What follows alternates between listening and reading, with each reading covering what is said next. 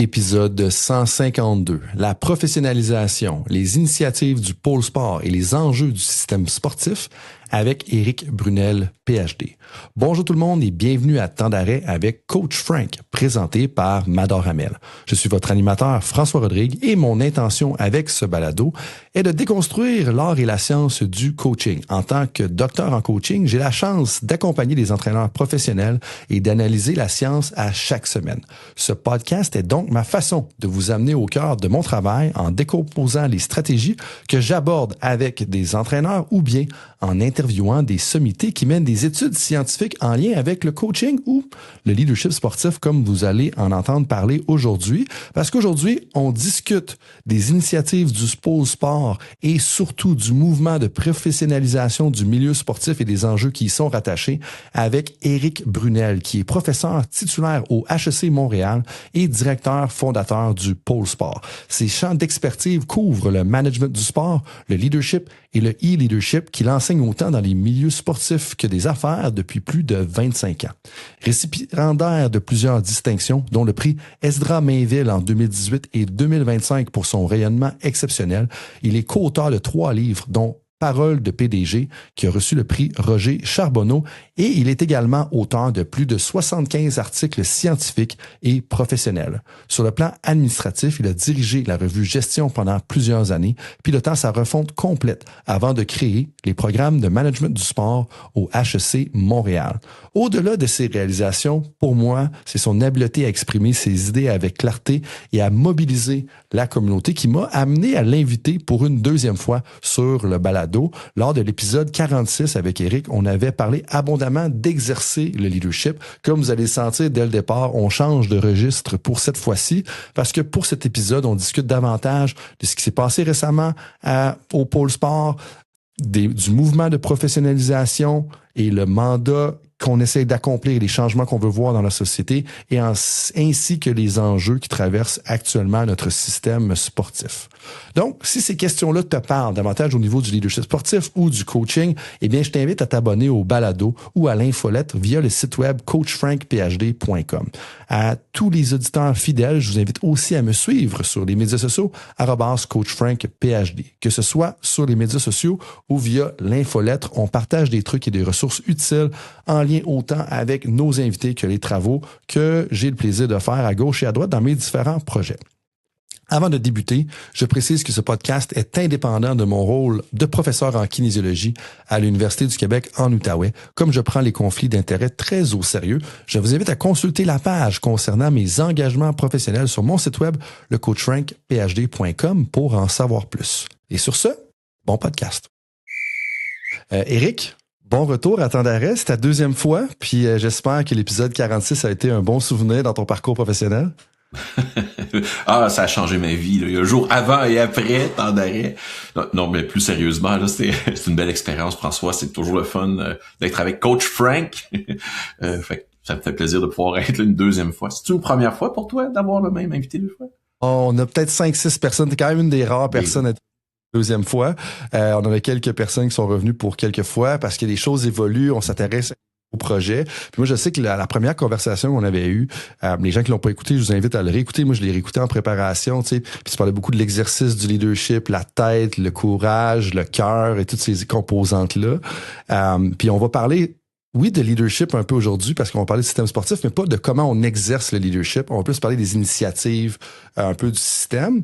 Mais avant ça, comme je le fais habituellement, moi, j'aime ça que les gens apprennent à connaître la personne à qui on parle avant de rentrer dans le vif du sujet. Parce qu'aujourd'hui, on a quand même un sujet sérieux. Tu sais, quand on parle de professionnalisation, c'est sérieux. Tous les sujets sont sérieux, mais on se comprend quand je dis ça. Mais la dernière fois qu'on s'est parlé hors d'onde, tu me disais que tu te trouvais sur ton X en ce moment.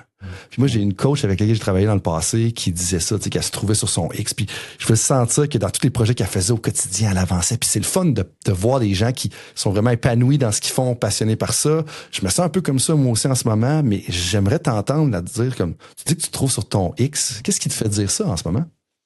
C'est une bonne question. Je me sens vraiment sur mon X. François, je pense qu'il faut commencer il y a longtemps, quand j'étais jeune. Moi, j'étais un peu innocent quand j'étais jeune, puis j'étais profondément convaincu qu'un jour, j'allais changer le monde. Ça m'a toujours habité. Puis à un moment donné, on vieillit, puis on se rend compte que changer le monde, c'est peut-être difficile, mais qu'on peut contribuer à faire avancer les causes, faire avancer des gens, des organisations. Et depuis que je me suis attaqué à aider, parce que c'est vraiment ça qui m'anime, là, aider le milieu du sport, qui honnêtement en a besoin de toutes sortes de manières. Chaque jour, là, je vois que j'entends des messages, je vois des gens qui se sont épanouis, qui ont grandi, puis de sentir que je peux contribuer à tout ça, c'est hyper valorisant. C'est hyper aussi stimulant de voir qu'on peut avoir de l'impact pour vrai. Il en reste tellement à faire, mais c'est facile de se perdre. Mais quand on prend un petit moment de pause là, puis dire regardons ça, ça va faire bientôt 10 ans là, qu'on est vraiment impliqué, puis on est capable d'évaluer un peu là les retombées. Puis là, je te fais oui là, tu sais, c'est sûr que je changerai pas le monde pour vrai, mais quand même je vais pouvoir avoir contribué un peu là. Puis ça me, je sais pas, ça me rend heureux de savoir que je peux faire une différence puis aider des gens. Ce que j'entends, c'est une personne qui a comme trouvé une cause, puis là, elle se réveille le matin, puis elle est vraiment drivée par cette cause-là. Puis ça fait plusieurs liens, tu sais, ce que tu viens de dire là. Moi, j'en discutais avec un de mes amis à un moment donné, c'était comment on voulait changer, il voulait changer, mettons, un aspect de la province dans un certain domaine. Je vais parler dans le détail privé de ça. Mais je disais, tu sais, commençons par changer notre quartier, notre communauté, notre ville, puis éventuellement, tu fais ça. C'est que si on veut changer le monde, ben, en changeant le Québec ou en contribuant à changer une partie du Québec, ben, ça fait avancer les choses, puis on bâtit quelque chose tout le monde ensemble. Tu sais, François, j'ai un exemple concret, là, tu sais, on va sûrement en parler aujourd'hui, là, mais tu sais, quand j'ai eu l'idée de construire le pôle sport, puis de faire toute une offre d'accompagnement pour les fédérations sportives puis les organismes du sport, la première réaction était pas très positive, étonnamment. Les gens du milieu, ils étaient plus dans un mode sceptique, dans un mode donc qu'est-ce qu'il veut. Là, aujourd'hui, pas plus tard que cette semaine, on a plein de gens qui nous appellent. Hey, on aimerait ça faire un projet avec vous sur. Là, eux ont des projets, eux ont des sujets. Ils comprennent la valeur d'avoir une université qui vient aider. Et ça, c'est juste ce changement de paradigme-là. C'est pour moi, c'est le jour et la nuit. Puis c'est ça, c'est une personne à la fois, un quartier à la fois. Puis ça, c'est vraiment, je dirais, ça donne le goût de croire qu'on s'en va dans la bonne direction. Ben, et où qu'on a un impact aussi en même temps, les gens voient la valeur de ce qu'on fait, puis ça, c'est vraiment riche, puis ça l'aide justement à garder le momentum. Puis là, oui, on va en parler, puis allons-y directement. Mais avant de parler un peu plus de la genèse, puis du développement du pôle sport dans les dernières années, parce que ça fait un lien vers le sujet clé de ce que je veux qu'on aborde, toi et moi, puis qui était très important pour toi aujourd'hui. Mais justement, le pôle sport vient de vivre tout un mois, comme ici, je fais référence au mois d'avril 2026. Mais où est-ce qu'on avait l'événement avec Julien Brisebois, donc le DG du Lightning de Tampa Bay, qui vient faire un tour, qui passe des messages, mais durant la même journée ou dans ces avoisinages-là, dans les journées autour de ça, on a aussi la remise des attestations pour 3 parcours, les essentiels du DG sportif, DG+, le parcours La Relève, si je ne m'abuse et j'ai bien fait mes devoirs. Parle-moi un peu de tout ça, qu'est-ce que ça représente pour toi, comme autant l'événement avec Julien Brisebois que justement la remise des attestations. J'ajouterais notre 200e diplômé de nos programmes à HEC Montréal en management du sport, c'est quand même pas rien. Moi, ce qui me rend le plus heureux et fier là, dans cet événement-là, c'est que quand on a créé ce mouvement-là, un des premiers réflexes que j'ai eu, c'était d'aller voir les gens du milieu. Et moi, je viens pas du milieu du sport. J'aime le sport, j'ai pratiqué toutes sortes de sports, mais j'ai jamais fait des Olympiques, j'ai jamais gagné ma vie par le sport. Fait que j'avais comme une espèce d'innocence ou d'ignorance optimale, j'ai envie de dire. Je savais pas assez de choses pour oser, mais j'en savais assez pour pouvoir aider. Et mon premier réflexe, c'était de bien m'entourer de personnes du milieu. Puis dans ma conception, j'allais voir un Richard Legendre qui était à l'époque à l'Impact. J'étais allé voir les Alouettes, là, à l'époque c'était Patrick Boivin, puis ainsi de suite. Puis la RSEQ, puis Sport Québec, puis le Comité olympique canadien, la Formule 1, le tennis, on peut à peu près tous les nommer. On était une trentaine, je les ai invités à HEC. Ils ont tous dit oui à mon invitation. On était autour de la table. Et là, c'est mon ami Richard Legendre qui me dit, Éric, tu as rendu compte? Moi, ça va faire près de 40 ans là, que je suis dans le milieu du sport et c'est la première fois qu'on est tous réunis ensemble. Autant le sport professionnel que le sport organisé, que le sport spectacle, que olympique. Il dit, ça fait du bien d'être dans la famille du sport. Puis toi, là, comme universitaire, tu réussis à faire ça. Et quand le 8 avril dernier, quand on a fait l'événement avec Julien Brisebois, ma plus grande fierté, c'était ça. C'était de voir bon, premièrement, il y avait 300 sièges dans l'amphithéâtre. On a refusé quand même pas mal de monde. C'était de voir l'enthousiasme des gens du milieu, de tous les horizons.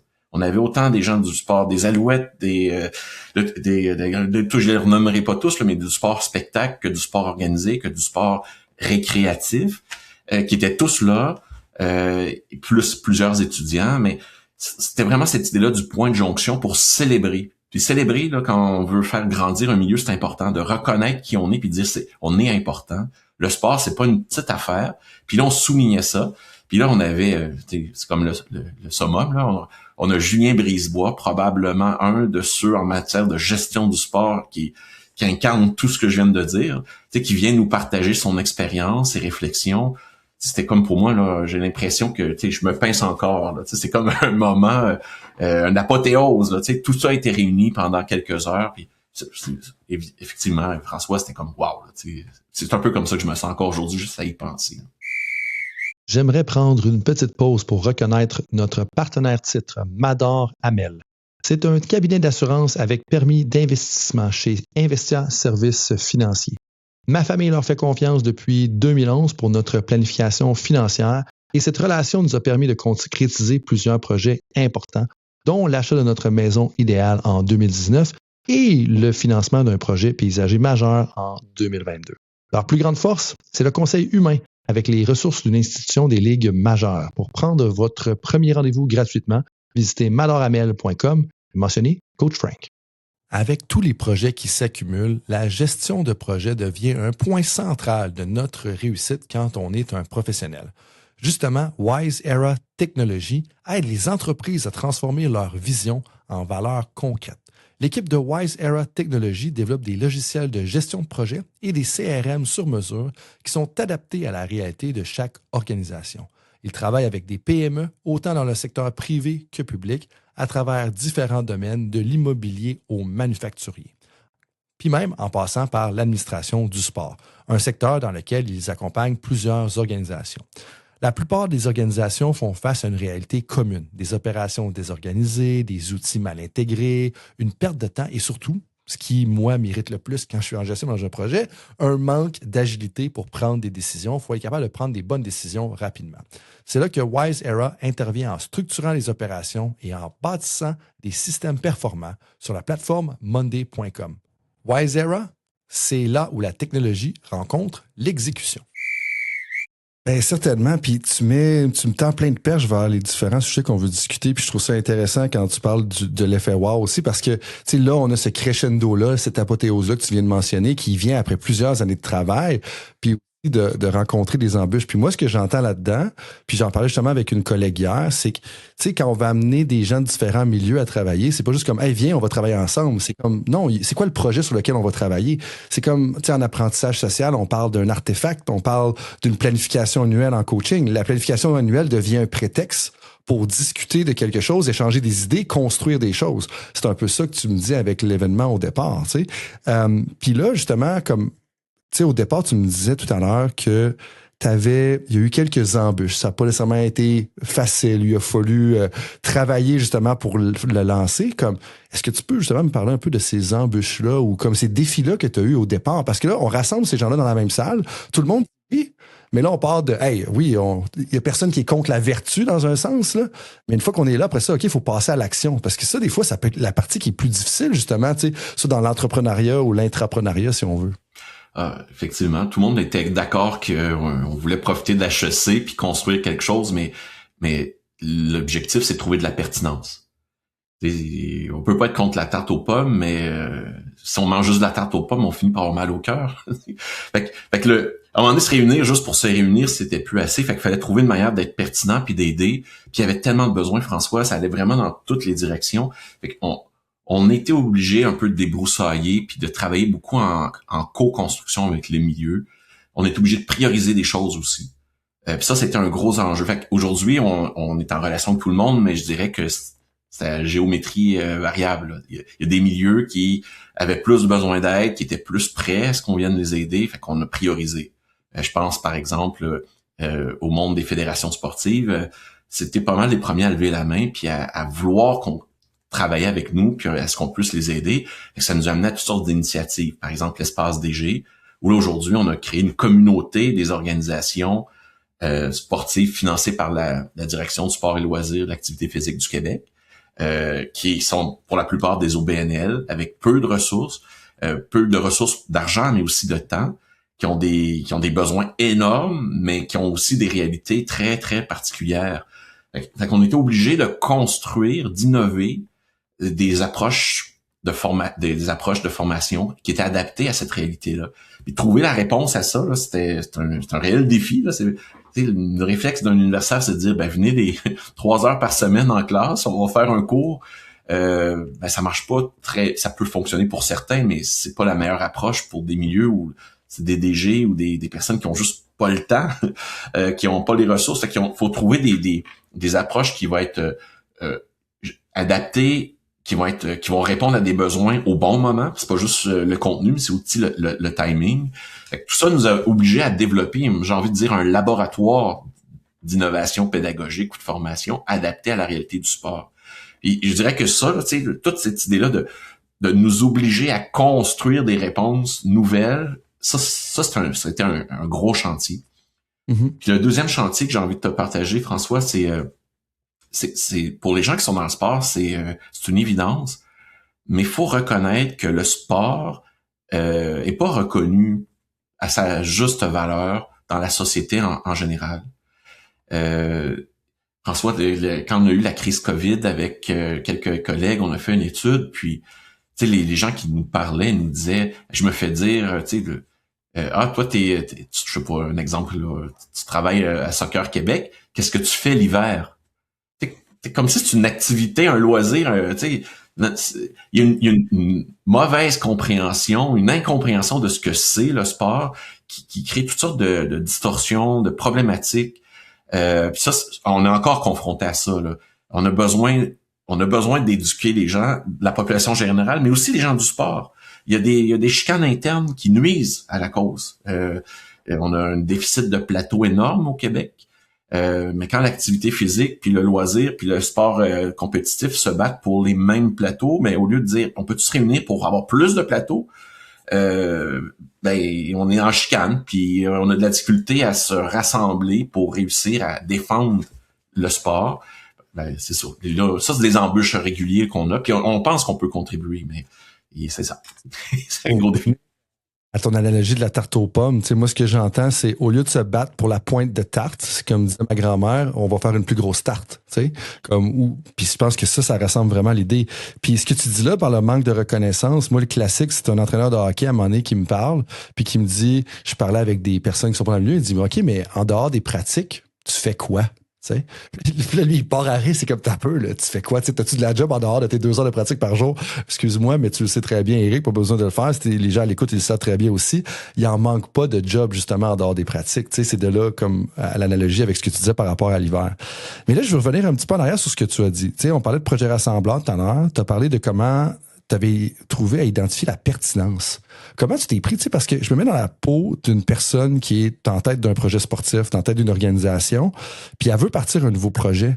Mais comment tu t'y prends pour identifier la pertinence et où aider les gens à comprendre la pertinence du projet que toi tu vois? Parce que des fois, c'est un enjeu. On a une cause en tête, on voit là, que si on est capable de se rendre à la destination, à notre vision qu'on a en tête, mais comme on va réussir à faire une différence. Mais comment tu as réussi justement à le véhiculer, ça, ou qu'une personne qui a un projet à lancer dans les prochaines semaines, prochains mois, pourrait s'y prendre justement pour identifier cette pertinence-là puis la souligner aux gens autour d'elle? Ouais, premièrement, quand on est autour de la table, on a la chance d'être une université à la base. Il existe des programmes en management du sport à peu près partout dans le monde, mais il y en avait, même dans le reste du Canada, mais il n'y en avait pas au Québec. Fait que les gens du milieu de dire, ça nous aiderait d'avoir un vrai programme de formation universitaire qui donne des diplômes, qui reconnaît le fait qu'il a appris les bonnes affaires, qui donne des diplômes, ça veut dire aussi la reconnaissance sociale. C'est une profession qui existe. Qui aussi encadre l'enseignement. Puis HEC, c'est quand même socialement, on a de quoi être fiers. C'est une grande école internationale de calibre international, parmi les meilleures au monde, qui s'intéresse à ça. Tout le monde était d'accord pour dire ça nous prend un programme. Fait qu'on avait déjà un point de convergence. Mais je pense que ça aurait pas été assez, François. On a été chanceux à quelques quelque part, il y a eu une crise, la crise COVID. Puis durant la crise COVID, ben tout le monde, le sport au complet, pendant plusieurs mois, voire quasiment une année, nous, on a fait une enquête pour évaluer l'impact de la crise COVID sur le sport, puis c'est un tremblement de terre qui était 8 sur 10. Là, Les résultats, c'est qu'on nous disait que ça faisait reculer le sport de 5 à 10 ans, que ça allait créer toutes sortes de problématiques.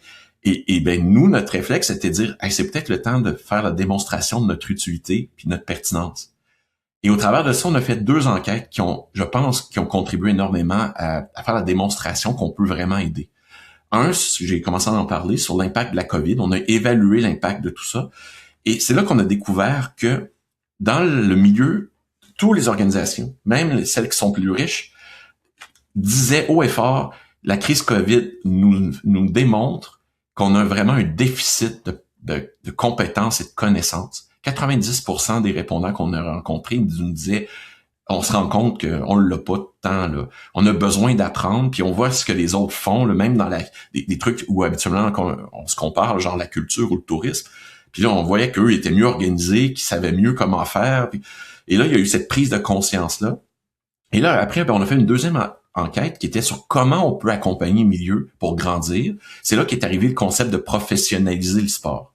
Et tout le mouvement de professionnalisation. Et cette enquête-là nous a permis d'un peu structurer une démarche, prioriser, essayer d'évaluer comment on pourrait s'y prendre, parce qu'on pouvait pas tout faire tout d'un coup. Il fallait mettre en place plusieurs mesures, puis c'est une route qu'on doit construire. C'est un chemin qui va être long et loin d'être terminé, mais si on peut mettre un peu d'eau au moulin à chaque année, ben tant mieux. Et cette enquête-là nous a permis de structurer une démarche puis tout ça a été fait en collaboration avec les gens du milieu. Fait qu'on a déjà réussi à construire cet esprit organique-là. Tu sais, nous, notre rôle, c'est oui, on a beaucoup de connaissances qu'on peut partager, mais ultimement, ce qu'on veut, c'est amener les gens à nous dire de quoi ils ont besoin qu'on leur parle. Tu sais, si on veut qu'ils nous écoutent, faut avoir ce dialogue-là. Fait que cette co-construction-là, pour nous, elle est hyper importante. Et cette enquête-là nous a permis d'évaluer justement des besoins, d'échanger, de partager des meilleures pratiques entre eux. Nous, on peut jouer un rôle de facilitateur, mais c'est pas de l'enseignement classique. D'avoir des normes, des cadres, d'excellence. Tout ça, c'est des vocabulaires qui existent à peu près pas dans le milieu de la gestion sportive. Fait que je te dirais que ces 2 jalons-là ont joué un rôle déterminant. Puis c'est intéressant, tu sais, si je fais un petit recap pour les gens que ça intéresse, parce que moi, personnellement, ça m'intéresse, tu sais, ce que j'entends au départ, c'est tu as identifié un gap dans le système, donc un écart. Après ça, c'est qu'on a une crise, mais la crise est souvent un moteur de changement. Je ne vais pas rentrer dans les modèles de gestion du changement, mais on en parle souvent. Ensuite, ça, tu es allé chercher des données qui sont venues sous-tendre un petit peu les opportunités que toi, tu avais identifiées dans le système.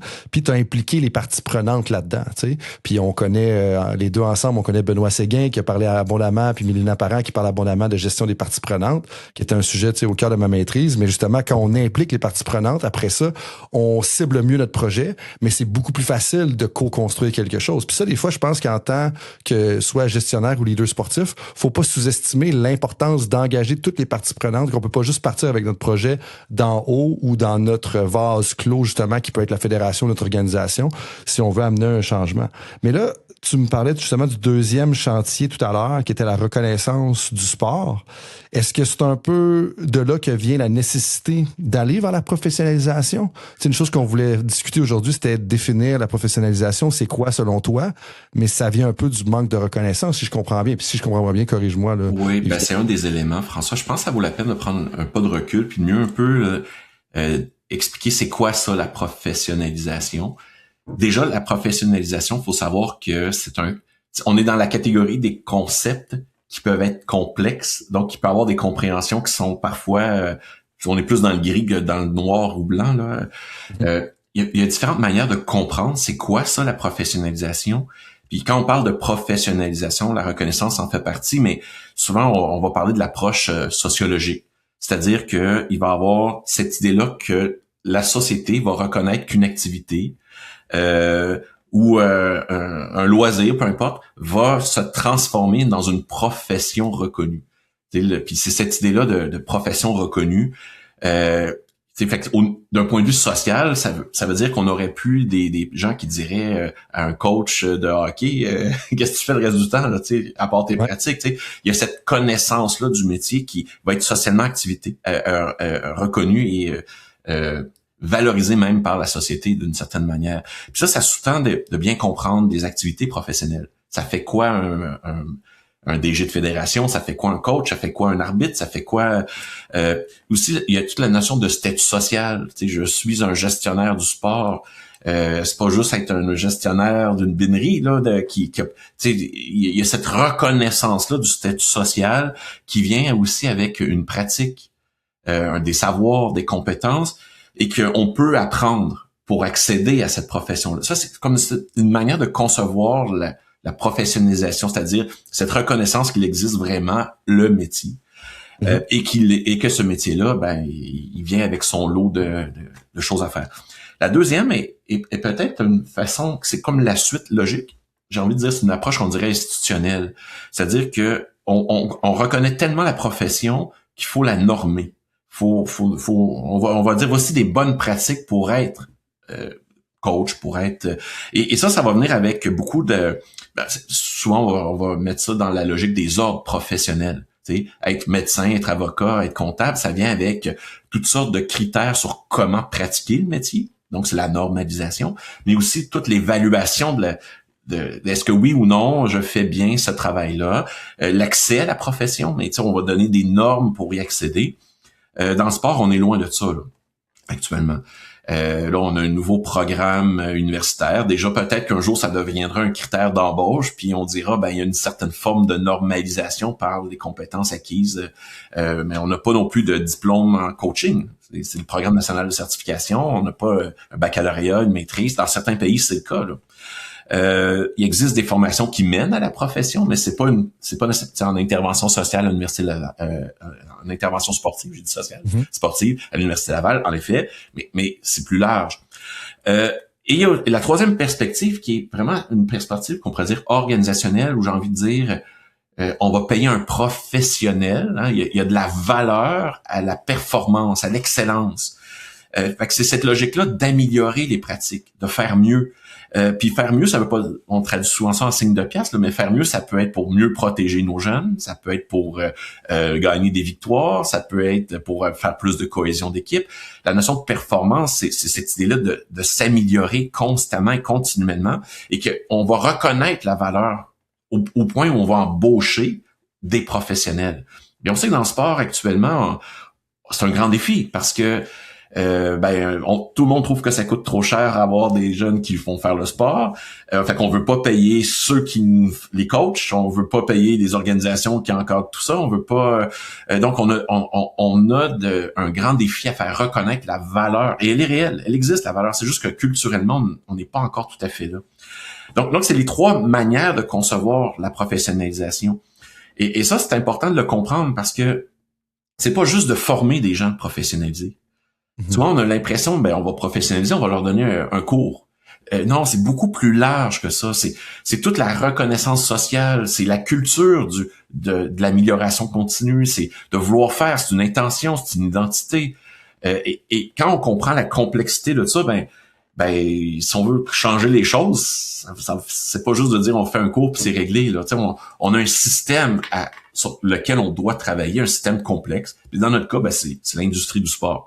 Faut accompagner l'industrie, ça veut dire accompagner des organisations, accompagner l'industrie elle-même, accompagner des individus, puis travailler à tous ces niveaux-là.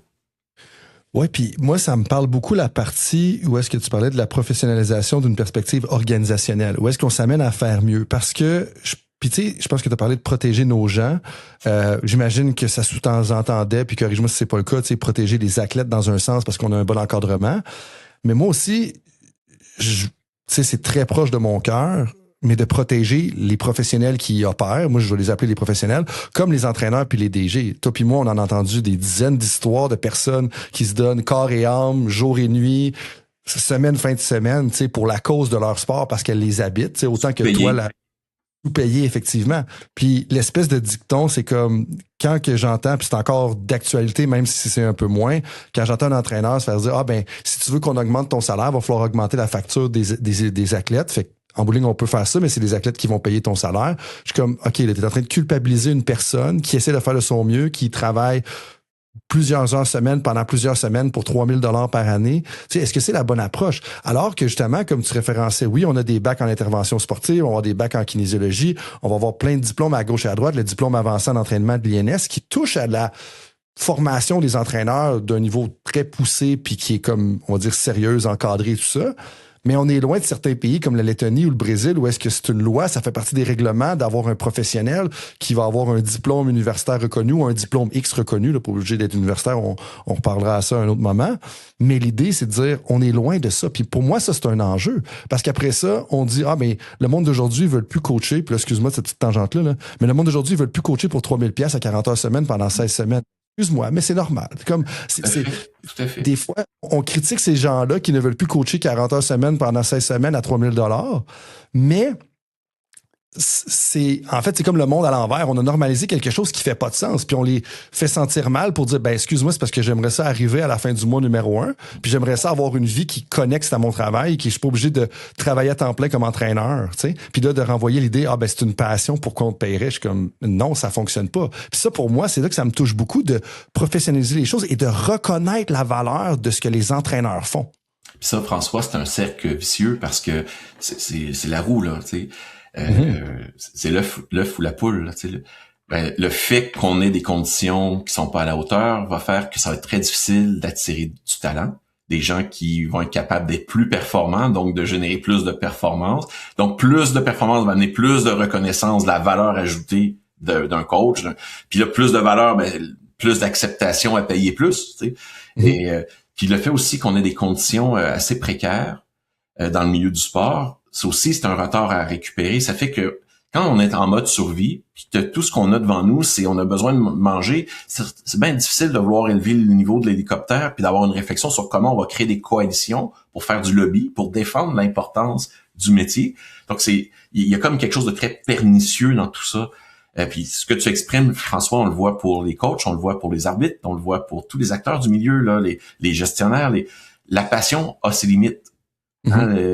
Puis la passion, c'est pas de la performance, c'est juste du désir de. Ça veut pas dire que t'es qualifié pour le faire, là, tu sais. Puis tout ça fait partie de l'enjeu. Puis oui, professionnaliser, c'est tout ça mis ensemble.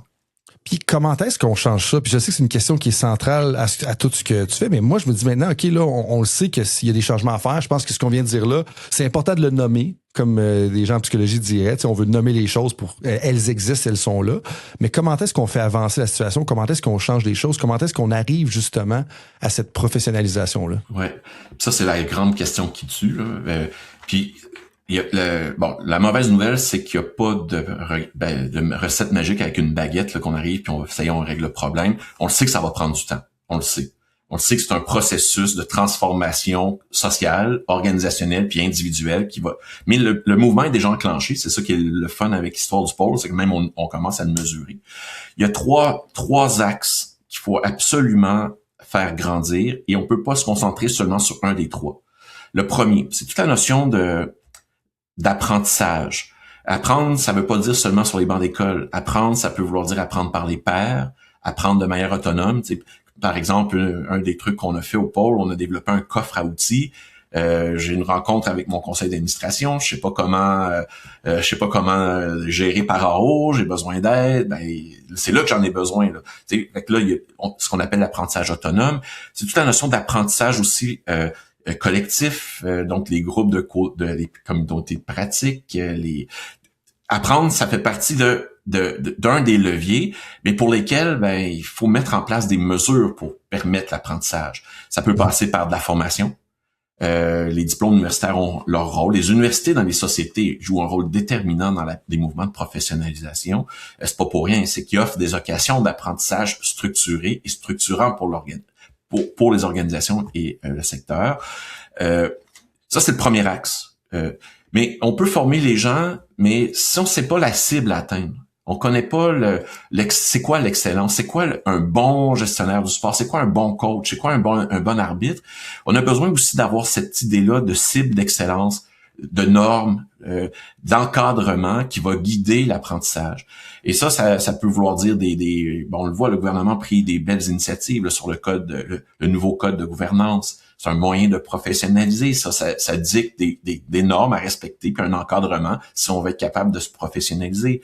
Le PILS, le protecteur des athlètes, là, avec tous les codes sur le sport sécuritaire. On est dans cette logique-là. On veut protéger, en quelque sorte, la pratique, puis faire élever le niveau de jeu, donc professionnaliser. Ça passe aussi par des guides. Nous, à HSA, on a développé un cadre de référence sur c'est quoi un bon DG. C'était le fruit d'un projet de recherche, puis ça nous permet de nous orienter et nous guider vers qu'est-ce qu'on devrait développer et prioriser dans notre développement. L'encadrement, la normalisation, ça passe par de la recherche. Parce que c'est pas parce qu'aujourd'hui on est bon qu'on va être bon encore dans 3, puis 4, puis 5 ans. Donc, il faut constamment revoir ces cadres-là. Et ça, c'est investir dans de la recherche, dans de l'innovation, dans du développement de connaissances. Puis le troisième, c'est on a beau avoir les meilleures normes, les meilleures pratiques, puis les connaître, savoir comment les développer, le bout d'apprentissage. Encore faut-il reconnaître les gens qui atteignent ces normes-là. Puis les reconnaître, ça peut vouloir dire bravo, mais c'est aussi valoriser. Ça veut dire défendre. On le voit dans plein de professions, là, les ordres professionnels font du lobby dans les médias pour dire les infirmières, c'est important au Québec. Oui, faut faire reconnaître l'importance de, puis ça fait quoi ce métier-là, puis pas seulement auprès de ceux qui le font, les professionnels, comme tu disais, ou les praticiens, mais aussi auprès des autres parties prenantes. Ça, là-dessus, on a beaucoup de choses à faire en sport. On a de la reconnaître nous-mêmes, l'excellence, mais auprès de la société de manière générale, on a aussi des devoirs à faire. Et ces trois axes-là, un peut pas aller sans l'autre. On a besoin de autant de former des gens, de leur permettre d'apprendre, de leur dire quoi apprendre, comment l'apprendre, que de reconnaître. Et ces trois niveaux-là, c'est des morceaux du même casse-tête, là. Ça va ensemble. Il faut travailler sur les individus. On a souvent aussi ce réflexe-là, mais pas seulement sur les individus. Il faut aussi travailler sur les organisations. Les organisations ont besoin de développer une culture, une identité, développer des processus, des systèmes administratifs, des pratiques qui vont élever le niveau de jeu, que quand des nouvelles personnes vont arriver dans l'organisation, ils vont s'inscrire dans quelque chose qui va leur permettre d'être plus professionnels ou de faire des meilleures pratiques. Et les organisations seules, c'est pas suffisant. On a besoin de s'entraider d'une organisation à l'autre. C'est le rôle, par exemple, dans le monde des affaires, des chambres de commerce. Il y a des points de jonction, il y a des points de rencontre, des partages. Nous, à HEC, on a créé des communautés d'échange. On crée des points de jonction. C'est là qu'on veut avoir du benchmarking, on va avoir et tout ça, faut travailler sur ces 9 sphères-là, tu sais, ces 3 niveaux d'action, puis ces 3 niveaux d'intervention pour réussir à professionnaliser. Et un seul bloc n'est pas suffisant. Et ça, il faut garder ça en tête. La formation, c'est une bonne chose, mais tout le reste, c'est tout autant important. Ben oui, puis ils se nourrissent un l'autre. Tu sais, puis il y a plusieurs éléments sur lesquels je veux rebondir dans ce que tu as dit. Bon, on a l'axe que j'ai appelé apprentissage, on a l'axe bonne pratique, je pense que c'était norme le terme que tu as utilisé, et ensuite on a l'axe reconnaissance. Mais dans les normes aussi, je pense, si je ne m'abuse, tu as fait un commentaire sur comme dans 3, 4, 5 ans, à quoi ça va ressembler, tu sais, être un bon DG. Puis ça fait un lien avec une présentation qu'il y avait eu, puis un article qui vient de sortir sur le sujet, sur un entraîneur couronné de succès, Pablo Lasso. Puis, longue histoire courte, ici, on est loin, on parle pas de Ted Lasso, il n'y a aucun lien de référence. J'allais faire le gag. Mais la référence qu'il utilise, Pablo Lasso, en réfléchissant à son coaching, c'est l'importance, et l'auteur Sergio Larabercial, c'est de future-proof ton coaching. De future-proof, donc de penser à qu'est-ce que tu vas avoir besoin dans 3, 4, 5 ans pour être un bon entraîneur. Mais il y a un parallèle ici avec ce que tu viens de dire. C'est comme, OK, c'est une chose d'être un bon DG, un bon directeur général des Alouettes de Montréal, parce que tu l'as nommé tout à l'heure, ou d'une fédération sportive québécoise. Mais après ça, dans 3 ans, est-ce que ça va être les mêmes habiletés? Puis est-ce que la fédération ou l'organisation va être rendue au même point? Est-ce qu'on est plus dans de la croissance, dans le maintien et ces choses-là? Puis ça, pour moi, c'est clé. Puis en plus de ça, quand tu parlais par la suite de l'efficacité d'un individu, puis je ne me rappelle pas exactement de tes termes, mais ce qui me revenait à l'esprit, c'est, tu sais, on parlait de l'organisation, elle a un impact sur l'efficacité. Ben, t'es aussi efficace que ta structure à un moment donné, parce que des fois, tu peux être dans une chaise dans ton organisation, mais parce que la culture et les processus et les normes et les approbations que tu as besoin, le niveau de pouvoir que tu as ne te permettra pas de créer le changement que tu veux le faire, parce qu'il faut tout le temps que ça passe par l'approbation de la personne en haut, et là, on a un frein au changement, à l'amélioration des choses. Puis ça fait un lien avec ce que tu as dit au départ d'ailleurs, d'avoir un projet rassembleur, tu sais, quand tu parlais des points de jonction. Fait qu'il y a plusieurs éléments, puis tu le sais autant que, tu le sais très bien, je pense que l'apprentissage était au cœur, tu sais, moi, c'était le sujet 2, 3, chapitre 2 et 3 de ma thèse, les théories de l'apprentissage appliquées aux entraîneurs.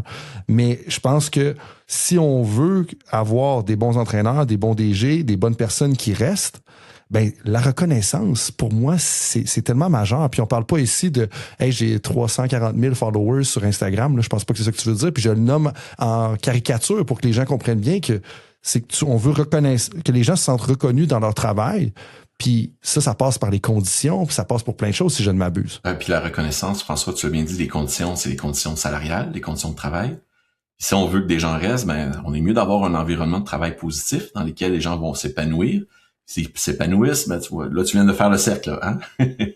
Ils vont rester, ils vont s'investir plus, ils vont être mobilisés, puis ils vont créer des belles choses. Puis c'est là que les universités, on peut jouer un rôle déterminant, parce que le pôle sport, on est un centre de transfert et de recherche de HEC Montréal, mais on coche à peu près sur tous ces niveaux-là. Le fait d'être une université, au cœur de notre mission, il y a l'apprentissage. Hein? On est là pour ça. Puis on peut aider sur de la formation, sur différentes méthodologies d'apprentissage. On est là aussi pour l'encadrement, la normalisation. Tu sais, quand tu dis de se projeter dans l'avenir, c'est la recherche, ça, c'est de voir les tendances, puis la reconnaissance, puis la valorisation. Mais le simple fait de reconnaître que c'est une profession, puis qu'on va faire des programmes de maîtrise maintenant pour dire, venez étudier, vous allez avoir accès à la profession. Ça crée un lieu neutre, parce que c'est ça l'université, là, l'université, elle appartient à la société. C'est un lieu neutre dans lequel on va pouvoir réussir à faire de la professionnalisation dans le sport. On va pouvoir aider à répondre à ces 3 niveaux d'intervention-là, autant au niveau des individus, des organisations, même du secteur. Et je pense que c'était ça le point de départ, François, quand tu m'as demandé, en partant, on pouvait cocher sur beaucoup de cases. Et quand on a dit, OK, on y va, on se lance, puis on le fait pour vrai. Puis le véhicule, on l'a appelé le pôle sport, c'est parce que ça permettait d'accéder à tous ces leviers-là. Ben oui, certainement. Puis là, tu me parlais de 9 champs d'action que tu avais déclinés 3 par 3, là, si on veut. Lequel est le plus sous-estimé selon toi? Puis sous-estimé, je veux dire, on se rend pas compte à quel point c'est important et urgent, pour reprendre la matrice d'Eisenhower, de faire un changement dans ce volet-là. En fait, les 9 sont tous autant importants, mais c'est sûr qu'il y en a qu'on est un peu plus en avance sur d'autres. Actuellement, un des défis qu'on observe dans le milieu, c'est un peu cette idée-là de reconnaissance, de valorisation. Tu sais, on a besoin. Bon, notre système sportif, on l'a vu là dans le rapport sur l'avenir du sport au Canada. Notre système sportif, il date je pense qu'il date des Jeux Olympiques. Ça fait 50 ans qu'on n'a pas eu de remise en question. Puis à chaque fois qu'il y avait une nouvelle solution, au lieu de réfléchir au système, on ajoutait une nouvelle organisation, qui fait qu'aujourd'hui on a un nombre incalculable d'organisations qui ont tous des centres de pouvoir. Chaque organisation est autonome avec des conseils d'administration indépendants. Il n'y a pas de cohérence, il n'y a pas de coordination. Et tout ça, là, ça crée toutes sortes de problématiques énormes, juste de par la structure. Là. Donc, quand tu dis peut-être le plus criant, j'ai comme l'impression qu'on est mûr là, collectivement pour avoir une réflexion sur ce qu'on devrait être, puis qu'est-ce qu'on devrait faire pour nous assurer d'avoir les conditions gagnantes pour réussir à continuer à nous professionnaliser, à nous améliorer, puis à grandir. C'est un méchant défi là, qui attend bien du monde. Moi, de faire un miroir, là, pour pas prendre une expression d'un ancien jeu télévisé, comme si je fais le miroir, qu'est-ce qu'on devrait être? Je ne sais pas encore, c'est une bonne question. Mon rapport a proposé toutes sortes de choses. Le rapport, moi, je l'aime beaucoup parce qu'on a fait des découvertes, mais pas de temps. C'est juste que là, on a une espèce de véhicule qui nous dit clairement qu'il y a des enjeux. Je trouve ça dommage que dans le rapport, on n'ait pas plus d'aspects positifs, parce qu'il y en a des aspects positifs.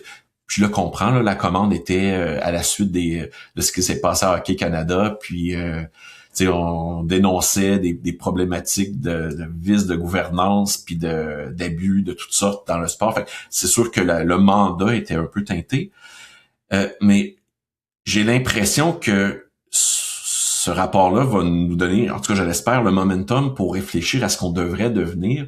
Mais on sait des choses par contre. On sait pas la solution précise, mais on sait qu'il y a trop d'organisations. On sait que notre milieu repose trop sur du bénévolat. Il y a des limites au bénévolat, surtout sur des conseils d'administration. Un conseil d'administration composé exclusivement de bénévoles, et si toutes les organisations qui se coordonnent, je vais donner un exemple, n'importe quel sport, là, qui ont 12 associations régionales, qui ont aucun lien de... La fédération nationale n'a aucun pouvoir sur la fédération provinciale, qui n'a aucun pouvoir sur les associations régionales, puis encore moins sur les clubs. Puis chacun de ces 200 clubs-là, ces 12 associations régionales-là, la fédération, chacun ont des conseils d'administration bénévoles, indépendants. Réalises-tu l'ampleur de réussir à trouver une cohérence dans tout ça, là, tu sais? Fait que c'est clair qu'on va avoir besoin de faire du ménage, là. Fusionner des organisations, restructurer des choses, repenser aussi à les mécanismes de coordination. Dans le rapport, on parlait d'une société d'État qui coordonnerait le sport au Canada. Oui, c'est bien, mais le Canada a pas de juridiction sur le provincial et le régional. Fait que, tu vois qu'il va y avoir toutes sortes d'enjeux pareils, là. C'est pour ça que c'est très difficile d'avoir la réponse. Mais une chose est certaine, c'est que le statu quo n'est pas tenable, là. Je peux comprendre la résistance. Tout le monde est d'accord pour changer, mais quand ça veut dire perdre sa job, ça peut être difficile à accepter. Tu sais, puis...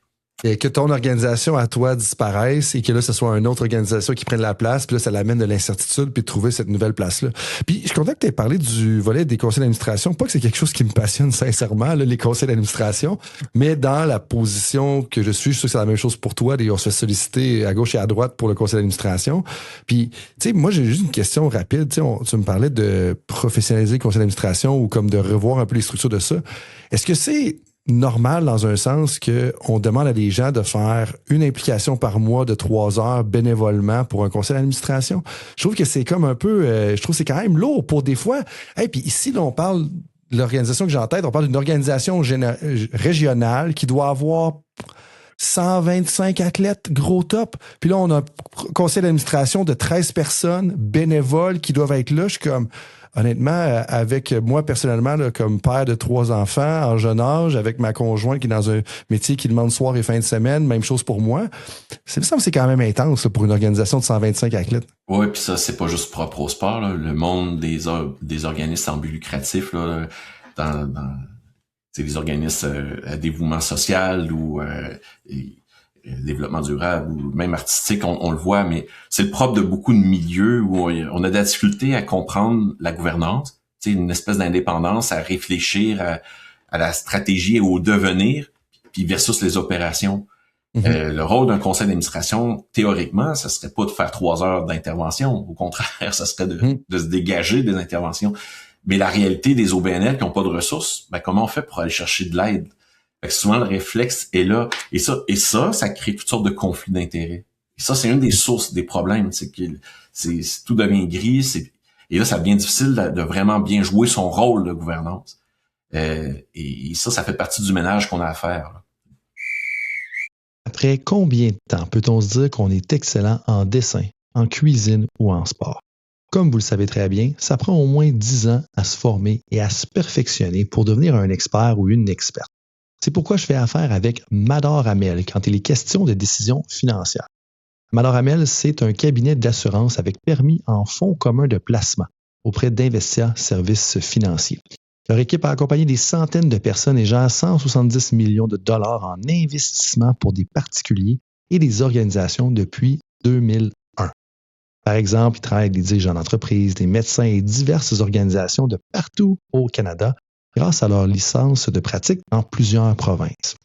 Mais à mon avis, c'est pas juste leur expérience pour vrai qui les rend excellents, c'est aussi le fait qu'ils agissent comme des coachs financiers. Depuis 2011, j'ai vu cette expertise-là à l'œuvre pour ma propre famille, honnêtement. Grâce à leur approche, on a pu acheter notre maison idéale en 2019, réaliser un projet d'aménagement majeur en 2022, tout en préparant solidement notre fonds de retraite. Mais au-delà des résultats, leur plus grande valeur, là, je le disais, c'est comme être un coach, c'est le conseil et l'accompagnement dans la prise de décision. Comme un coach, il t'empêche de commettre des erreurs quand tu dois gérer tes émotions dans le feu de l'action, que ce soit quand ta vie change ou qu'il y a des fluctuations sur les marchés. Personnellement, ce que j'apprécie particulièrement, c'est qu'ils investissent vraiment pour les personnes avec qui ils travaillent.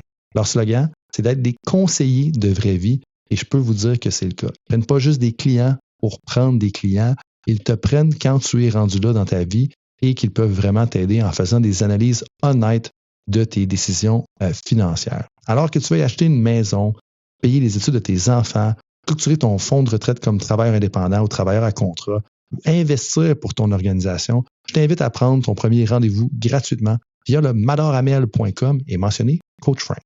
Cet épisode est également présenté par Wise Era Technology, une entreprise spécialisée en solutions numériques qui dessert des organisations sportives.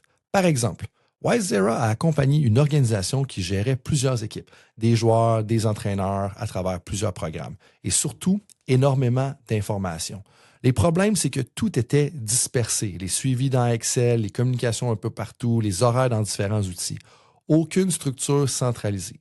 Résultat, je suis sûr que vous le voyez venir, beaucoup de pertes de temps, un manque de coordination et des décisions prises sans réelle visibilité.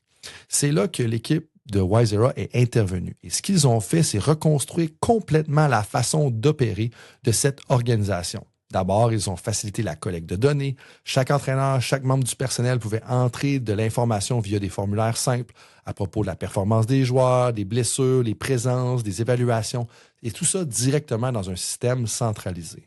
Ensuite, l'équipe de Wise Era a structuré les accès. Chaque personne voyait uniquement ce qui la concernait. Soit que tu étais entraîneur, soit que tu étais thérapeute, soit que tu faisais partie de la direction, chacun avec ses permissions et ses responsabilités. Ils ont aussi centralisé tous les départements, coaching, médical, administration, gestion des équipes, tout au même endroit. Et ultimement, puis moi, c'est ce qui me parle le plus, puis c'est ce que je fais avec Wise Era aussi, c'est qu'ils ont mis en place un programme ou une interface de gestion claire des tâches et des projets, qui fait quoi, quand et avec quel suivi, le tout en temps réel avec des automatisations qui éliminent la friction opérationnelle. Et moi, j'ai la chance de collaborer avec eux depuis quelques mois et ça fait une grosse différence dans toute la coordination de projets duquel je fais part. Le résultat, eh bien, c'est une organisation qui est passée d'une gestion réactive à une gestion structurée et proactive de leurs activités, de leurs projets, de leurs tâches, de la communication. Et aujourd'hui, ils prennent de meilleures décisions et surtout plus rapidement. Pour en savoir plus, visitez wiseeratechnology.com. Certainement. Puis, dernière question avant qu'on tombe plus dans la phase de conclusion, parce que ça fait déjà un bon petit bout qu'on se parle. Merci pour tout ça. On a parlé des reconnaissances, mais j'aimerais revenir au niveau des normes. Comme, ouais, c'est quel l'aspect peut-être au niveau des normes qui est le plus sous-estimé à tes yeux puis qu'on doit vraiment adresser et changer dans les prochains mois? Ben, en tout cas, au niveau des normes, c'est clair qu'on a besoin de cadre de référence. Un cadre de référence sur les parcours par exemple, un coach. Comment on fait pour s'assurer qu'un coach se forme bien, grandisse bien, devienne excellent, puis soit bien préparé? On a plusieurs visions actuellement. Le programme national de certification joue un rôle important, puis je suis pas en train de leur lancer des pierres, là, mais ça s'intègre dans quelque chose d'autre, ça là. Et puis ce parcours-là reste à définir. On a besoin de ce genre de réflexion-là qui va au-delà de seulement un programme. Tu parlais tout à l'heure du diplôme avancé des entraîneurs. C'est une excellente chose, mais avant de se rendre là, il y a tout un parcours à franchir. Là. Et il existe des ressources qu'on n'utilise pas. Par exemple, les universités. Donc ce genre quand on parle de normalisation, c'est pas juste la cible à atteindre, mais c'est toute la démarche pour y arriver. Mm-hmm. Puis ce que j'entends là-dedans, puis que là me rejoint, puis je pense que c'est ce que t'essayais de dire, c'est comme s'il manquait un arrimage de tout ça. Puis moi, je le vois, tu sais, dans toutes les réflexions, les écritures sur le développement des entraîneurs, puis il y a des parallèles à faire avec les DG, même si c'est quasiment un peu moins, en fait, ça semble être moins certifié, moins d'initiatives, tu sais, officielles que pour les DG ou les leaders dans les fédérations sportives. Mais comment est-ce qu'on a plein de morceaux, puis on a voulu créer une approche flexible, mais l'approche flexible, elle est bonne dans un sens parce que tu peux aller chercher à la pièce que tu as besoin selon ton contexte.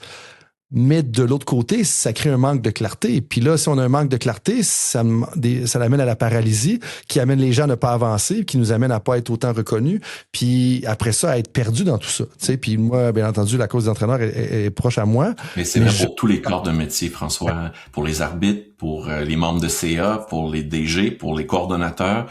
On a besoin de clarté pour utiliser tes termes. Ben c'est ça, puis de mieux arrimer le parcours. Tu sais, on parle du parcours de l'athlète, mais le parcours de l'entraîneur, le parcours du DG, puis I guess que c'est pour ça que vous avez appelé ça le parcours de la relève. Oui, vous c'est le leadership féminin, oui. Là, on est pas mal contents. On a plein d'initiatives comme ça qui aident à professionnaliser. Tu sais, c'est sûr que on est rendu à le pôle, c'est la 7e année, là. Mais c'est ça, faut prendre, quand on mange un éléphant, on prend une bouchée à la fois. Puis là, on a priorisé. Tu sais, on a commencé en se disant, où est-ce qu'on peut avoir le plus d'impact? Bon, si on veut aider les fédérations, si on veut aider le genre des sports, qui a le plus d'impact? Les directeurs généraux des fédérations, ils ont le pouvoir de l'organisation, fait qu'ils peuvent faire grandir l'organisation. Si on crée des lieux communs, ça va nous permettre de créer de la synergie, donc des points de rencontre sur le secteur, et ce sont des individus. Donc, on a eu ces réflexions-là. Donc, on a dit, on va commencer par les directeurs généraux de fédérations qui lèvent la main, qui ont besoin d'aide, qui veulent de l'aide, puis on va les accompagner, puis nous, on se dit, on fait grandir le niveau de jeu. Le leadership féminin, c'est la même chose.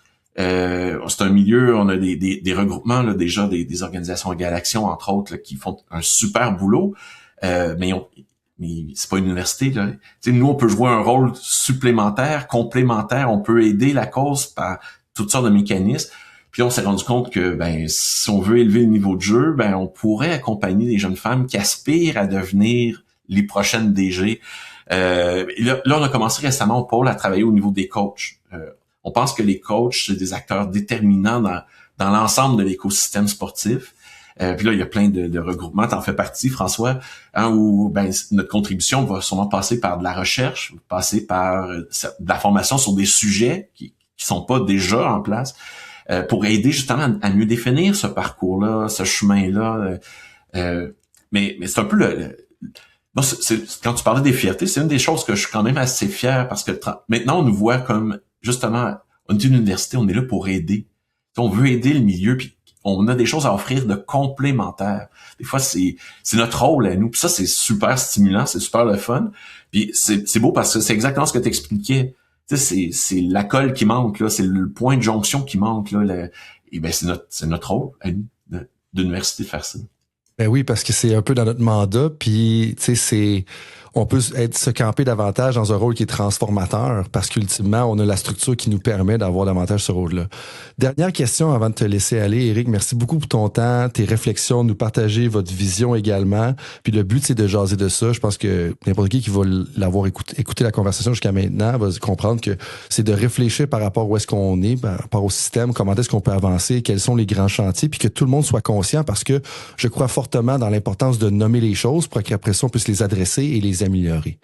Mais là, autant on a nommé quelques points à améliorer, qu'est-ce qui te rend le plus optimiste en ce moment par rapport à l'état actuel du système sportif québécois, du système dans lequel on fonctionne? Qu'est-ce que tu trouves qui est le plus encourageant? Moi, ça va faire une douzaine d'années là, que je... Parce qu'avant de lancer les programmes, il a bien fallu qu'on place les choses. J'ai jamais vu autant d'appétit à ce que les choses changent, s'améliorent. Des passionnés qui comprennent que c'est pas en donnant 10 heures de plus qu'ils vont être meilleurs, mais c'est en peut-être réorganisant, en pensant autrement. Je vois un engouement des gens du milieu pour améliorer les choses. C'est sûr qu'il va avoir l'effet pas dans ma cour, puis il va y avoir de la résistance à la transformation, puis la vision de où on veut aller, elle est pas encore claire, elle est pas encore super définie. Il reste des choses à déterminer. Mais j'ai jamais autant ressenti cette volonté-là de le faire. Mm-hmm. Et c'est le point de départ de toutes les transformations. Puis je sens que aussi une évolution dans la compréhension de ce que ça veut dire, de ce que ça implique. Au départ, il y a des gens qui l'avaient compris là, qu'on pouvait aider en accompagnant, puis en offrant des connaissances, puis de la recherche, le rôle de la recherche. Puis mais tu sais, maintenant c'est eux qui viennent vers nous. Ça veut dire qu'ils ont développé un appétit pour en avoir plus. Et ça pour moi, c'est hyper positif parce que ça veut dire qu'on est en droit d'y croire. les acteurs qui sont les plus importants, ceux qui vont vivre et amener la transformation, c'est les gens du milieu. Puis là, on sent que c'est en train de se passer, là. Il y a un momentum, là. Puis faut le saisir, le momentum. Mais j'ai de la difficulté où ça va aboutir tout ça. C'est dur à dire aujourd'hui. Mais au moins, on sait on va faire quelque chose. Pas on va le faire. On est en train de le faire, en fait. Peut-être sans trop nous en rendre compte. Puis je pense que moi, je vois la même chose avec l'appétit. Deux, je vois des gens qui veulent collaborer. Il y a tellement d'initiatives qui partent à gauche et à droite, que ce soit le pôle sport, que ce soit le balado qui, tu sais, tant d'arrêt à sa façon, va amener des gens à changer leur façon de voir. Puis ce que tu as dit là, ça renvoie à ce que l'invité de l'épisode 149, Vincent Huard-Pelletier, a mentionné. Où est-ce qu'il disait, tu sais, lui, il disait, là, il s'intéresse plus particulièrement au hockey. Ça, c'est un chantier en soi. Ici aujourd'hui, mais comment est-ce qu'on était dû pour des états généraux, de voir où est-ce qu'on veut s'en aller? Puis c'est un peu ça que j'entends dans ce que tu me dis. Je suis pas en train de dire que c'est des états généraux, je sais pas si c'est le bon terme qui s'applique, mais l'idée de vraiment établir une vision commune, puis qu'après ça, on travaille délibérément vers où est-ce qu'on s'en va, pas juste, OK, voici la prochaine initiative, puis on embarque là-dedans. Ça, ben, je pense que c'est nécessaire. Éric, merci beaucoup pour ta sagesse. Je te laisse peut-être le mot de la fin, et s'il y a des gens qui ont des questions, ils veulent en savoir plus sur vos initiatives, comment est-ce qu'ils peuvent te rejoindre? Par courriel, c'est probablement le meilleur moyen dans mon cas. Le mot de la fin, ben merci François de continuer à mettre en valeur puis à parler de plein de sujets. Ton balado, c'est une bonne chose. Faut continuer. Et c'est une invitation à tout le monde d'embrasser le mouvement là. Je pense que chaque personne, chaque petit caillou là, va faire une différence dans la construction de ce qu'on essaye de faire. Ce serait peut-être ça le mot de la fin. Super. Ben merci, Éric. On va mettre ton courriel dans la description de l'épisode. Et à tout le monde, je vous dis à la prochaine pour un autre épisode de Temps d'arrêt. À toutes les auditrices et tous les auditeurs, merci d'avoir été là. Et vous qui êtes passionnés par le sport et qui cherchez constamment à atteindre l'excellence, j'ai une invitation exclusive pour vous. À tous les mois, j'envoie une infolette que vous trouverez nulle part ailleurs. À l'intérieur, ben, vous avez l'accès prioritaire aux conclusions de mes recherches, aux articles les plus percutants que j'ai consultés récemment, à mes réflexions, aux idées avant-gardistes que j'explore, que ce soit sur l'intégration de l'intelligence artificielle dans le sport, dans le coaching, ou bien dans les nouvelles méthodes d'enseignement et de pédagogie. C'est comme avoir une conversation privilégiée avec moi et mes collègues qui produisent du bon stock, où je vous guide à travers les idées qui façonnent l'avenir du coaching et du sport avant que ce soit répandu. Plus de 500 entraîneurs, leaders sportifs, dirigeants et consultants en performance reçoivent déjà ces réflexions exclusives. Alors, si les conversations de Temps d'arrêt vous inspirent et que vous voulez rester à l'avant-garde, rejoignez ce groupe select de leaders sportifs. Pour vous inscrire, rendez-vous sur coachfrankphd.com ou suivez le lien dans la description. Merci d'être avec moi dans cette quête de l'excellence sportive et on se retrouve au prochain épisode.